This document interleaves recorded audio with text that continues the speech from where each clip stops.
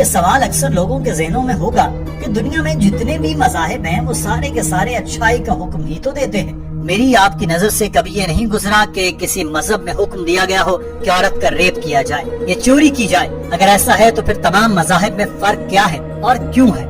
ऐसा ही सवाल डॉक्टर जाकिर नाइक के सामने बारहा रखा गया, मगर उन्होंने इस मर्तबा जो तफसीली और मुदल्लल जवाब दिया वो उन्होंने पहले कभी नहीं दिया। आपको ये सवाल भी सुनाते हैं और फिर डॉक्टर जाकिर नाइक का जवाब भी आसान हिंदी और उर्दू में तर्जुमा करके सुनाते हैं। नाज़रीन, ये भो नामी एक शख्स ने सवाल भेजा कि तमाम मज़ाहिब अच्छी बातें सिखाते हैं, तो मेरा मानना है कि आप किसी भी मजहब की पैरवी कर सकते हैं, ये सारे मज़ाहिब एक जैसे ही हैं। One brother Prabhu is asking, all the religions basically preach good things. And thus, a person can follow any one of the religion.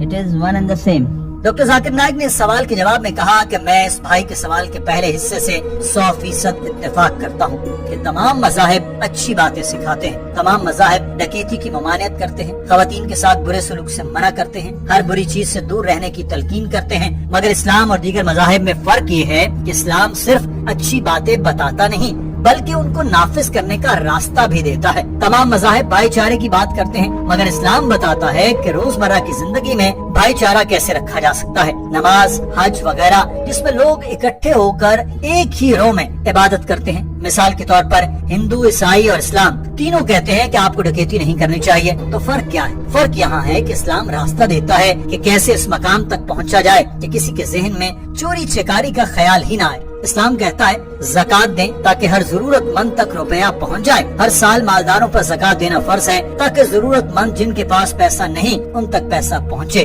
और वे इस पैसे से अपनी जरूरियात पूरी कर सकें। अगर हर मालदार ज़कात दे तो दुनिया भर से गुर्बत खत्म हो जाए। एक ही इंसान ऐसा नहीं जो भूख से मर जाए। इसके बाद भी अगर कोई चोरी करता है तो उसके हाथ काट दिए जाए। कुरान पाक में अल्लाह ताला फरमाता है, और चोर ख्वाह मर्द हो या औरत दोनों के हाथ काट दो, ये उनकी कमाई का बदला और अल्लाह की तरफ से इबरतनाक सजा है और अल्लाह गालिब हिकमत वाला है। डॉक्टर साहब ने बताया कि जब भी कोई हाथ काटने की सजा का सुनता है तो कहता है कि इस्लाम बड़ा जालिम मजहब है, आज के दौर में हाथ काटने की सजा देता है। और मैं जानता हूँ कि दुनिया भर में लाखों लोग हैं जो चोर हैं और अगर सब के हाथ काट दिए जाएं तो सब हाथ से महरूम हो जाएंगे। लेकिन मंतक ये कहती है कि कोई भी चोरी करने का सोचेगा तो उसके जहन में ये चीज आएगी कि चोरी की तो हाथ कटेगा, फौरी उसके जहन से चोरी का ख्याल निकल जाएगा। Some people may say, chopping off the hands.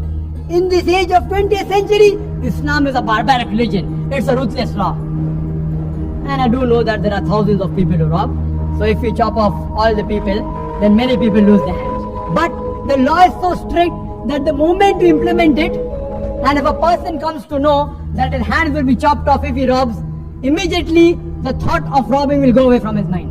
Doctor Zakir Naik ने कहा कि आज सब इस चीज को तो जानते हैं कि अमेरिका दुनिया का सबसे जदीद तरीन मुल्क है जहां हर तरह की सहूलत दस्तयाब है, मगर ये नहीं जानते कि वहां जराइम की शरह भी दुनिया में सबसे ज्यादा है। वहां चोरी और डकैती के जराइम आम है। अगर आज अमेरिका में शरीयत नाफिज कर दी जाए, हर मालदार आदमी ज़कात दे और इसके बाद भी कोई शख्स अगर चोरी करता है तो उसका हाथ काट दे, मैं सवाल करता हूँ कि क्या वहाँ चोरी के जराइम कम होंगे, ऐसे में रहेंगे, या फिर बढ़ जाएंगे? मंतकी तौर पर देखें तो ये कम हो जाएंगे।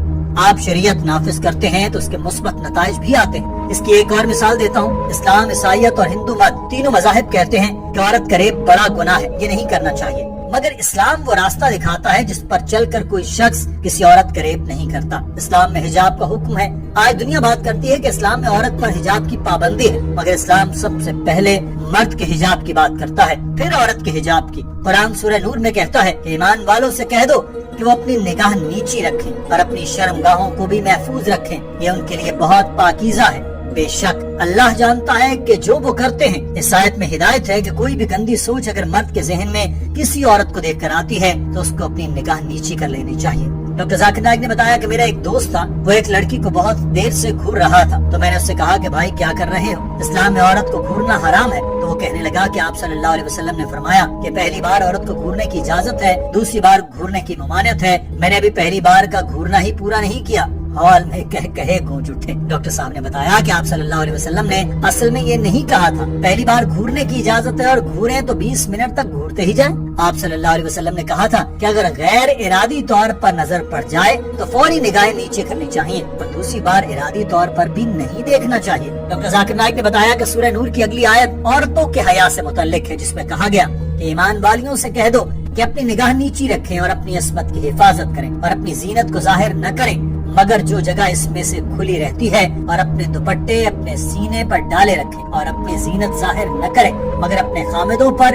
یا اپنے باپ یا خامد کے باپ یا اپنے بیٹوں یا خامد کے بیٹوں یا اپنے بھائیوں یا بھتیجوں یا بھانجوں پر یا اپنی عورتوں پر یا اپنے غلاموں پر یا اپنے خدمت گاروں پر جنہیں عورت کی حاجت نہیں، یا ان لڑکوں پر جو عورتوں کی پردہ کی چیزوں سے واقف نہیں، اور اپنے پاؤں زمین پر زور سے نہ ماریں، ان کا مخفی زیور معلوم ہو جائے۔ اور اے مسلمانوں، تم سب اللہ کے سامنے توبہ کرو تاکہ تم نجات پاؤ۔ There was once a friend of mine, he was a Muslim friend, who was staring at a girl for a long time. So I told him, brother, what are you doing? It's prohibited in Islam to stare at a girl.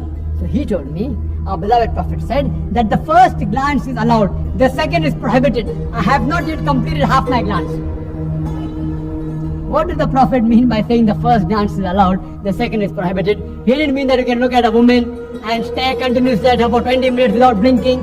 What the Prophet meant that if you look at a woman intentionally don't look at her again, don't feast on her.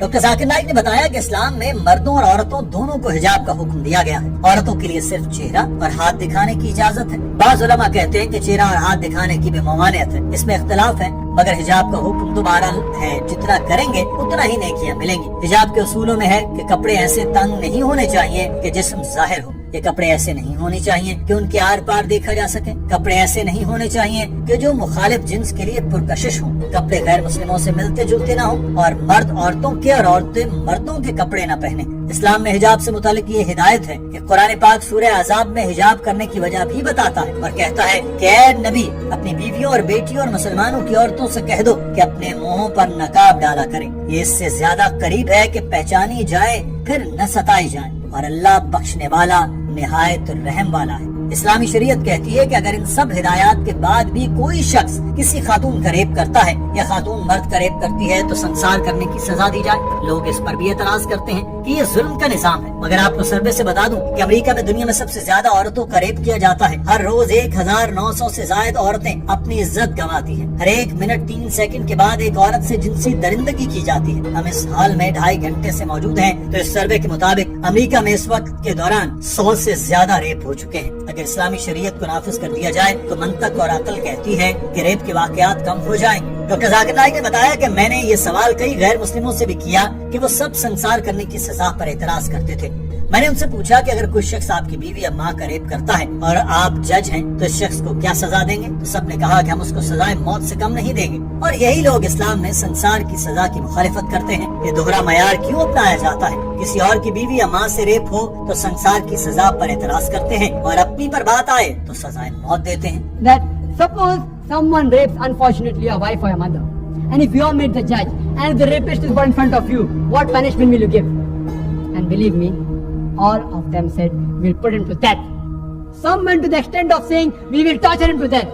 So why do you have the double standard? Doctor Zakir Naik نے بتایا کہ survey کے مطابق بھارت میں جو ہر 56 minute کے بعد ایک ریپ کیس رپورٹ ہوتا ہے، یہ تو رپورٹ ہوتا ہے، جو رپورٹ نہیں ہوتے وہ نہ جانے کتنے ہوں گے۔ یہ سروے دیکھ کر اس وقت کے وزیر داخلہ نے یہ کہا کہ ہمیں ریپ پر سزائے موت دینی چاہیے اور قانون کو بدلنا چاہیے۔ اسلام جو چیز 1400 سال سے کہہ رہا ہے، ایل-کے-اڈوانی نے 1400 سال بعد کہی تھی، کیونکہ یہی قدرت کا قانون ہے جس کو سمجھ آ جائے۔ ڈاکٹر ذاکر نائک نے کہا کسی وجہ سے میں کہتا ہوں کہ اسلام اور باقی مذاہب میں فرق یہ ہے کہ سارے مذاہب اچھائی کا حکم دیتے ہیں، مگر اسلام اچھائی پر چلنے کا راستہ بھی بتاتا ہے تاکہ اس پر چل کر سب امن اور سکون سے زندگی گزار سکیں۔ ناظرین، آج کی ویڈیو کے بارے میں آپ کی رائے کیا ہے؟ کمنٹ سیکشن میں ضرور آگاہ کیجیے گا۔ اپنا خیال رکھیے۔ اللہ حافظ۔